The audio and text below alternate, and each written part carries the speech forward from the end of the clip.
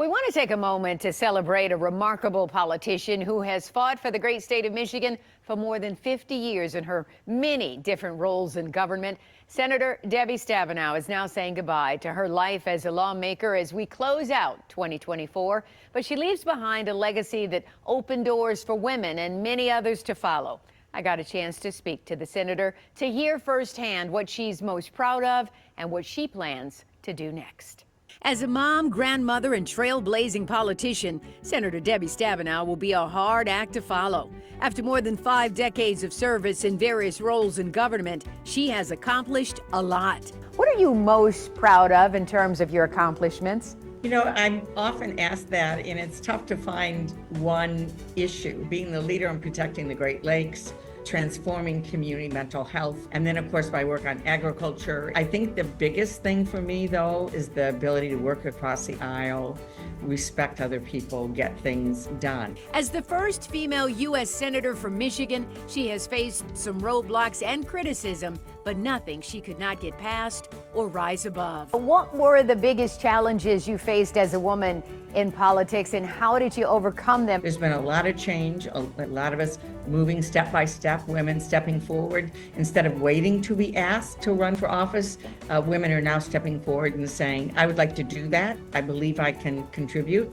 That's a huge difference. A staunch fighter for the rights of farmers in the Mitten State, Senator Stabenow leaves behind a legacy for others to follow. I have a saying that you don't have an economy unless somebody makes something and somebody grows something.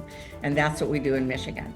And the growing end and the food processing is 1 out of 4 jobs for us in Michigan. So it's a big deal. And she didn't just make tough decisions for Michigan, she did it for the nation, especially when it was time to take a stance against the Iraq War.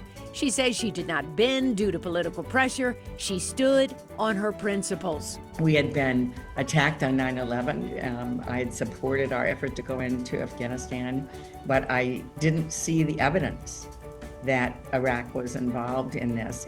When I sat just myself in my office and looked at all the evidence, I said, would I send my son or daughter to war based on the evidence I've been given? And the answer was no. And while she is now saying goodbye and preparing for the next chapter, she has a lot of people she's grateful to, from her children to her grandchildren, her mom, who just recently passed away, and the many staff members and colleagues who have remained by her side along the way.